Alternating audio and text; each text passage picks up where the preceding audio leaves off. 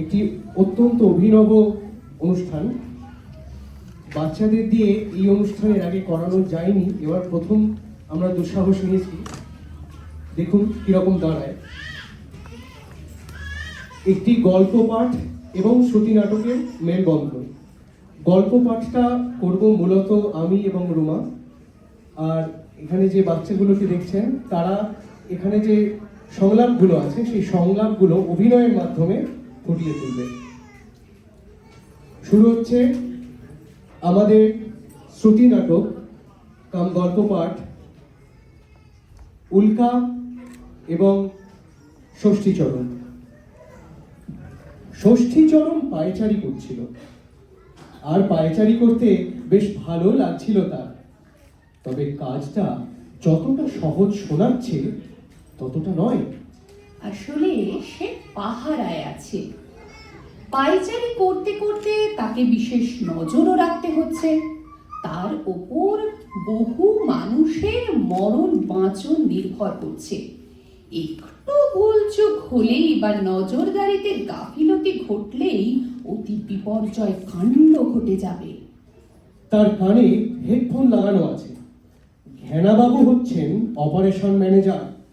ফোনে হঠাৎ তার হেঁড়ে গলা শোনা গেল। বলিও ষষ্ঠীচরণ, ঘুমিয়ে পড়নি তো? আগে না স্যার, টিভিতে গিয়েছি। হুঁশিয়ার থেকো, উল্কাটার মতিগতি খুব ভালো ঠেকছে না। বেটা চাঁদের পেছনে ঘাপটি মেরে আছে বলে মনে হচ্ছে। দূরেই আছে এখনো, তবে যে কোনো সময় এসে পড়তে পারে।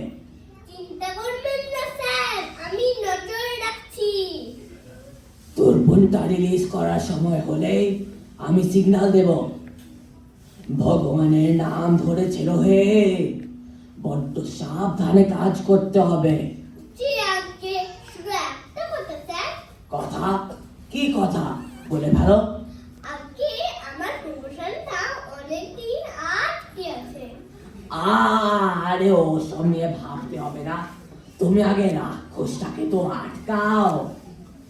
কাজটা উদ্ধার হলে বস খুশি হবে, তখন তোমারও হিল্লে হয়ে যাবে। জি আগে। ষষ্ঠীচরণ ফের পায়চারি করতে থাকে। অন্যমনস্ক হলে চলবে না, ঘুম পেলেও চলবে না, ভুল চোখ হলে চাকরি যাবে। ষষ্ঠীচরণ গরিব মানুষ, চাকরি গেলে খুব সমস্যায় পড়ে যাবে। আর সেই জন্যই সে পায়চারির গতিবেগ বাড়িয়ে দেয়। অসুবিধের ব্যাপার হলো ষষ্ঠীচরণ পায়চারি করছে মহাশূন্যে, এক কৃত্রিম স্যাটেলাইটের পিঠের ওপর। কোমরে অবশ্য ধাতব দড়ি বাঁধা আছে, ছিটকে যাবার ভয় নেই। আর পায়ে আছে বিশেষ ধরনের সোলওয়ালা জুতো, যাতে পা স্যাটেলাইটের সঙ্গে সেটে থাকে।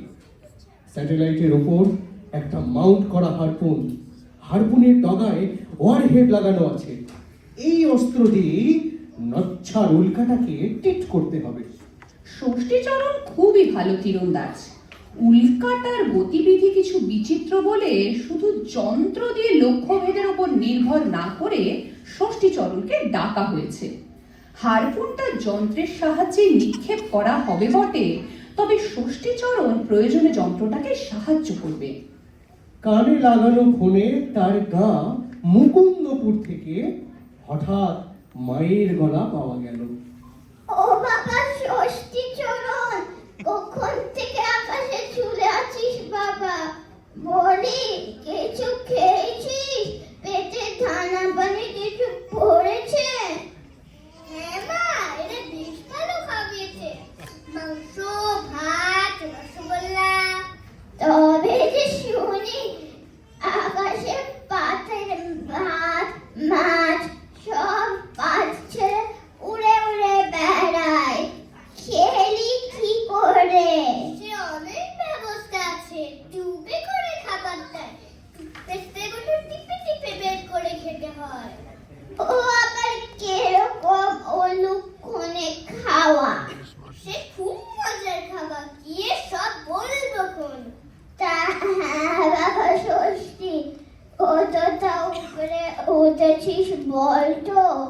সে অনেক উপরে মা, কয়েক মাইল তো হবে।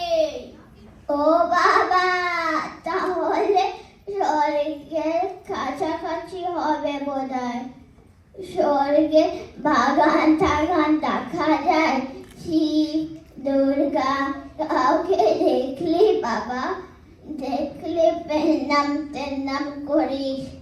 আর আমাদের দুঃখ দুর্দশা কথা একটু জানিয়ে রাখিস। স্বর্গে বোঠায় আরেকটু উপরের দিকতে হবে।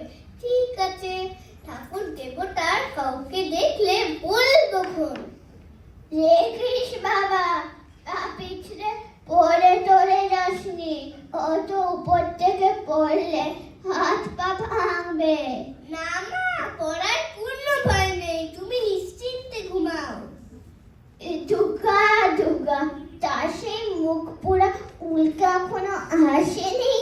না মা, তবে এলো বলে আর দেরি নেই।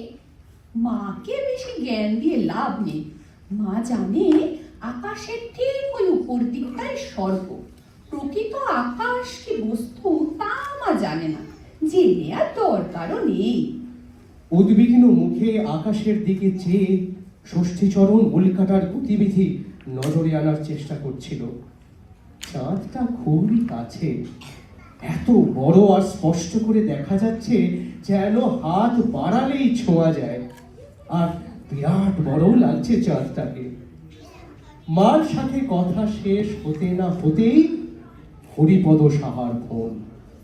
বলিও ষষ্ঠী, আকাশে উঠে কি হাতে চাঁদ পেয়েছো নাকি? হ্যাঁ, আমার দোকানে কত বাকি ফেলেছো জানো? 2323 টাকা, বুঝলে? আর বাপু, ধার বাকিতে মাল দেওয়া আমার পোষাবে না, এই বলে দিলুম স্পষ্ট করে। আমার সাফ কথা, ভালো করি মাখতেন। ভারী কাকুতি মিনতি করে ষষ্ঠীচরণ বলে, আর দুটো দিন শপথ করে হরিপদ বাবু, আমি ফিরে গিয়েই ধার নিতে দেবো। বাকিতে মাল না দিলে আমার পুরো বাপ মা না খেয়ে মরবে।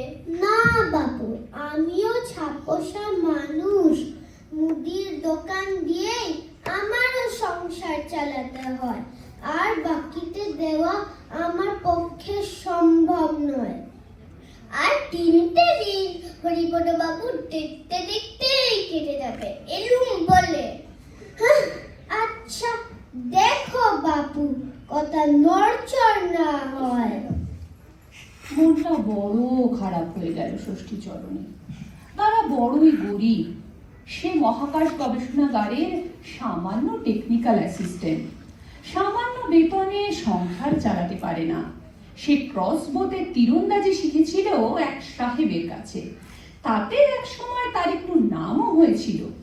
কিছুদিন আগে আকাশের এক কোণে বড়সড় একটা উল্কার সন্ধান পায় মার্কিন আর রুশ বিজ্ঞানীরা।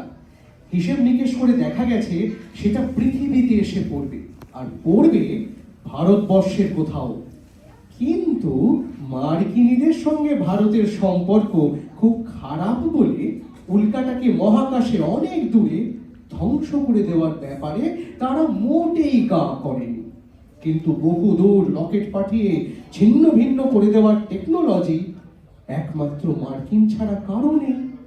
রুশরাও এক সময় ভারতের বন্ধু ছিল বটে, কিন্তু ইদানিং তারা ব্যবসা বাণিজ্যে লক্ষ্মী লাভ করে সুখে স্বাচ্ছন্দ্যে আছে। মহাকাশ নিয়ে চর্চাতে তারা বিশেষ আগ্রহী নয়। তবে ভারত গরিব দেশ হলেও মহাকাশ গবেষণায় খুব একটা পিছিয়ে নেই। সুতরাং তারা নিজেরাই এই বিপদ থেকে পরিত্রাণ পাওয়ার চেষ্টা করছে। তবে তাদের আন্তর্জাতিক মহাকাশ দূষণ দপ্তর থেকে সাবধান করে দেওয়া হয়েছে যে উল্কাটা ধ্বংস করতে তারা যেন কোনো বিস্ফোরক ব্যবহার না করে। কারণ মহাকাশে এখন কয়েক হাজার কৃত্রিম উপগ্রহ ঘুরপাক খাচ্ছে, বিস্ফোরণে তাদের ক্ষতি হতে পারে। তাই আপাতত শক্তিশালী হারপুন ব্যবহারের সিদ্ধান্ত নেওয়া হয়েছে। আর যন্ত্র ব্যবহারের সবচেয়ে উপযুক্ত লোক ষষ্ঠীচরণ, কারণ সে ক্রসবো তীরন্দাজিতে খুবই পাকা।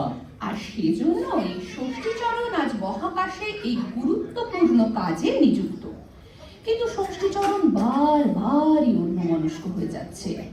বড় অনটনের সংসার, এই কাজটা সফলভাবে করতে পারলে হয়তো তার প্রমোশনটা হবে, কিছু পুরস্কারও পাওয়া যেতে পারে। বাড়ি বাবদ 20 লক্ষ টাকা ব্যাংকের ধার, তার চারিদিকে শুধুই পাওনাদার। কানে লাগানো ফোনে অরোরা সাহেবের গলা পাওয়া গেল। अरे बुड़बक षष्ठी चरण, तू क्या ख्वाब में है? अरे वो खतरनाक मीटियोर तो तुरंत आ रहा। Get ready man.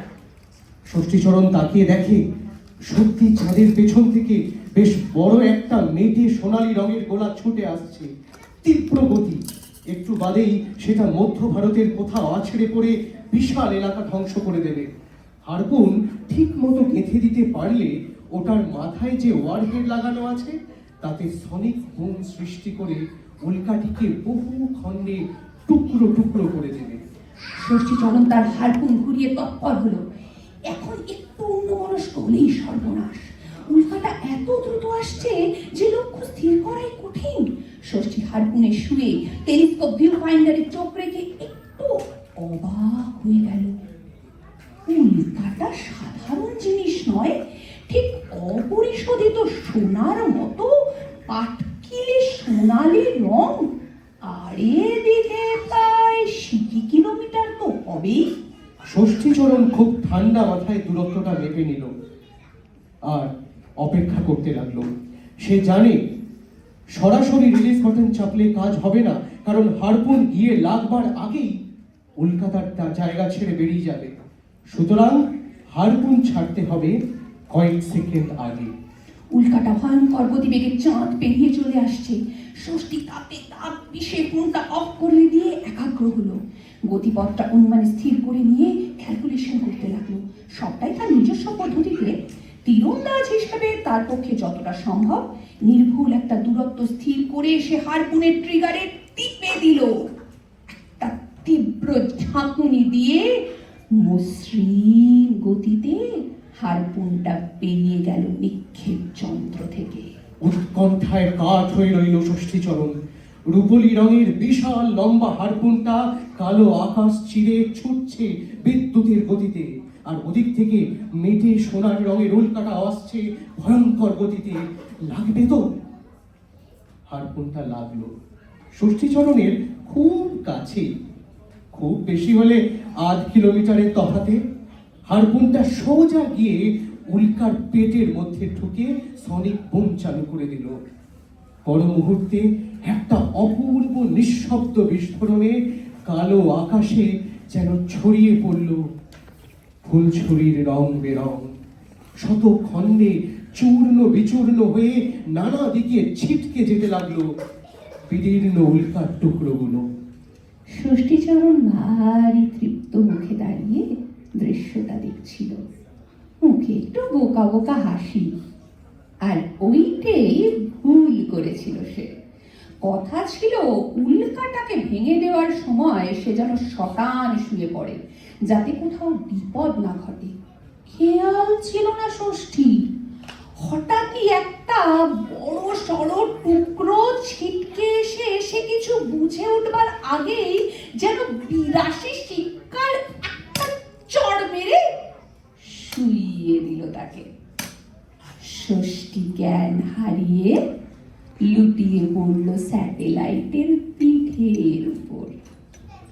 যখন জ্ঞান হলো তখন সে কলকাতার হাসপাতালের বেডে শুয়ে আছে। চারপাশে সব হোমরা চোমরা মানুষ। এক ভারী কি ওপরওয়ালা বলল, बहुत खूब षष्ठी, बहादुर हो। আর একজন বলল, জোর বেঁচে গেছো হে, 7 দিনটা প্রায় শেষ করে দিয়েছিল তোমাকে। ষষ্ঠী হাত জোর করে বলে, আগে আমার মা বাবার আশীর্বাদ আর ভগবানের দয়া। তা তো বোঝে, সরকার বাহাদুর তোমায় 50 লাখ টাকা পুরস্কার দেবে, বুঝেছো? 50 লাখ?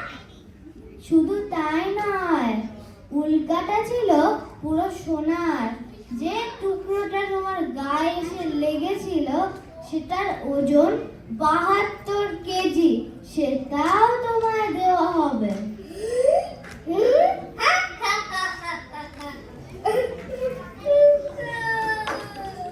ষষ্ঠী ফের অজ্ঞান হয়ে গেল।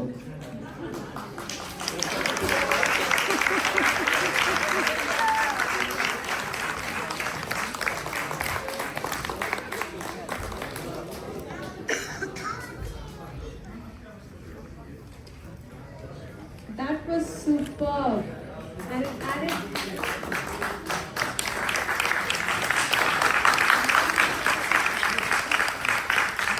It really added a great dose of fun to our celebration.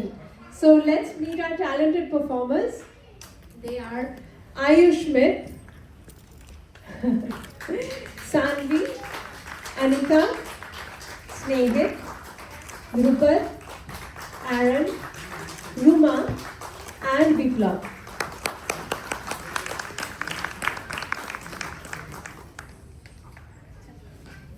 Thank you very much. Thank you.